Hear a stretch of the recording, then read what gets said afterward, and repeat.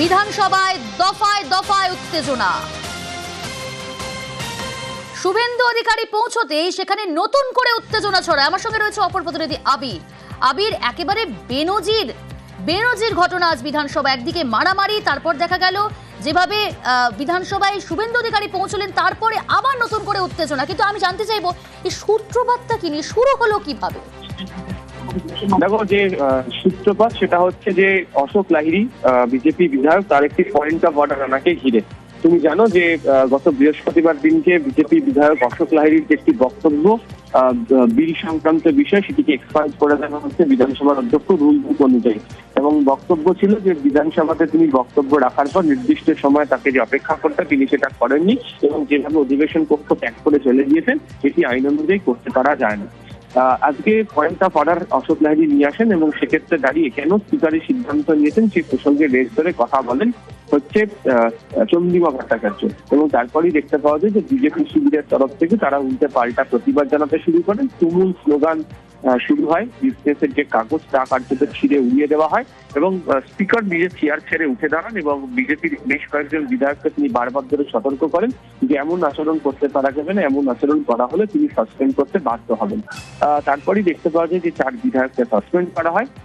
Suspend করলে হয় তাদেরকে নিজে থেকে বেরিয়ে যেতে হবে, নয়তো স্পিকার তিনি মার্শাল বা বিধানসভার নিরাপত্তা রক্ষীদেরকে দিয়ে তাদেরকে বাইরে বার করে দেন। সেই পরিস্থিতি যখন তৈরি হয়, তখনই হচ্ছে তুমুল উত্তেজনা ছড়ায়। একাধিক বিজেপি বিধায়ক তারা ওয়েলের দিকে নেমে আসেন, ধাক্কাধাক্কি শুরু হয়, ধস্তাধস্তি হয়।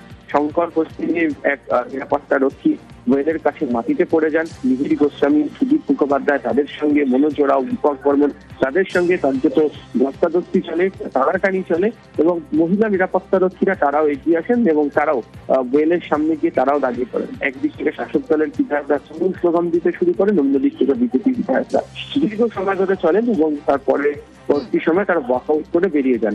এর কিছুক্ষণ পরে বিরোধী দলেরা তিনি এসে পৌঁছেন এবং তারপর একাধিক বিজেপি বিধায়ক তারাও হাউসের মধ্যে আসেন এবং অধ্যক্ষের চেয়ারের সামনে বিরোধী দলনেতা যান এবং সেখানে গিয়ে যে পরিস্থিতি তৈরি হয়েছে সেই পরিস্থিতি সংক্রান্ত বিষয় নিয়ে কার্যত বাদানুবাদ শুরু হয় এবং সেখানে অরূপ বিশ্বাস, ফিরহাদ হাকিম, নির্মল ঘোষ সহ তার একাধিক যারা মন্ত্রী বিধায়করা রয়েছেন তারাও গিয়ে চলে যান। ফলে সেই পরিস্থিতিতে চলে হচ্ছে তুমুল বাদানুবাদ। শেষ পর্যন্ত তারা প্রত্যেকে বিধানসভার অধিবেশন ত্যাগ করেন। কিছুক্ষণ আগে বিধানসভার অধ্যক্ষ তরফ থেকে জানানো হয়েছে যে 14 জন নিরাপত্তা রক্ষী তারা দফায় দফায় উত্তেজনা।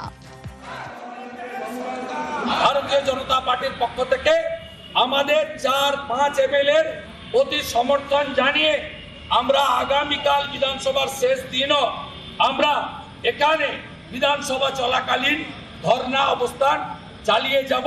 এই স্পিকারের এগেইনস্টে উইন্টার সেশন আমরা আবার অনাস্থা আনবো, আবার এই স্পিকারের বিরুদ্ধে বলবো, আর বাইরের লড়াই হবে। বিধানসভায় দফায় দফায় উত্তেজনা, টেবিল মাইক্রোফোন ভাঙার অভিযোগ বিজেপির বিরুদ্ধে। অধিবেশন কক্ষের গেট বন্ধ করার নির্দেশ স্পিকারের। বিজেপি বিধায়করা ফের কক্ষে ঢোকার সময় গেট বন্ধের নির্দেশ। টেবিল মাইক্রোফোন ভাঙায় ব্যবস্থা নেওয়ার হুঁশিয়ারি স্পিকারের। 14 জন নিরাপত্তা রক্ষী আহত হয়েছে। এই নিয়েও স্পিকার তদন্ত করতে হবে এই নির্দেশও দিয়েছেন। জানবো আরো ডিটেল আপনাদের।